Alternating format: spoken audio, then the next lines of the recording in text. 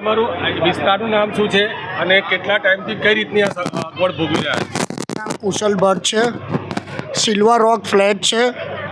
મોટનાથ રેસિડન્સીની સામે હંડી પાણીની ટાંકીની બાજુમાં છેલ્લા 48 કલાકથી તંત્ર અહીંયા કોઈ પણ કામગીરી માટે આવ્યું નથી. કેટલા અહીંયા બુઝુર્ગો મહિલાઓ નાના બાળકો બધા ફસાયેલા છે. તંત્ર તરફથી અમને કોઈ પણ પ્રકારની સેવા મળતી નથી. અમે કોર્પોરેશનમાં હેલ્પલાઇન પર ફોન કર્યા, સીએમ ઓફિસમાં ફોન કર્યા, અહીંના કોર્પોરેટરોને બી ફોન કર્યા.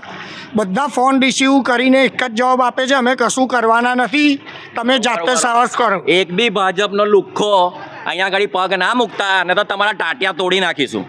બરાબર, જે બી હોય, જે બી લુખ્ખો જે બી પદવી ઉપર બેઠો હોય, સહેજ બી સહાય આપીને અહીંયા કોઈ આવતા નહીં ને તમારા ટાટિયા તોડીને નવરા કરી નાખીશું. છેલ્લા 48 કલાકથી दूध मनीषा पानी जा रही थी, उसको थोड़ा भी हेल्प करने के लिए हमारे पास भी नहीं आई थी. उनको मैडम को बोला था कि मैडम थोड़ा हमको आगे थोड़ा हेल्प कर दीजिए. Manisha Vakil, we are really upset of that. जो इस तरह से व्यवहार जो किया ना, we are not happy with them. દૂધ, પાણી, ખાવાનું, લાઇટ કશી બી વ્યવસ્થા લોકોએ આપી નથી અને અમે આ વખતે સંપૂર્ણપણે ઇલેક્શનનો બહિષ્કાર કરીશું. અમારી સાથે અમે એકલા નહીં. મનીષાબેનને કહેજો ઘરમાં ઘૂસી રહે, અહીંયા આવે નહીં.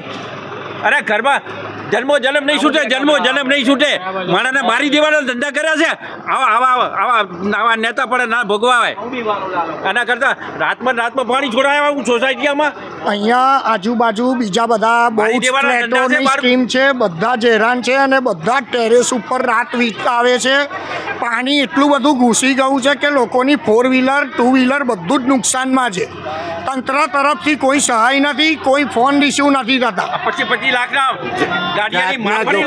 જાતના જોખમે પાણીમાં કરીને માણસોએ મટીરિયલ 600 રૂપિયા કિલોનું મટીરિયલ લાવીને છોકરાઓને દૂધ ને પાણી આપ્યું છે. મરી ગયા પછી બધા આવવાના છે.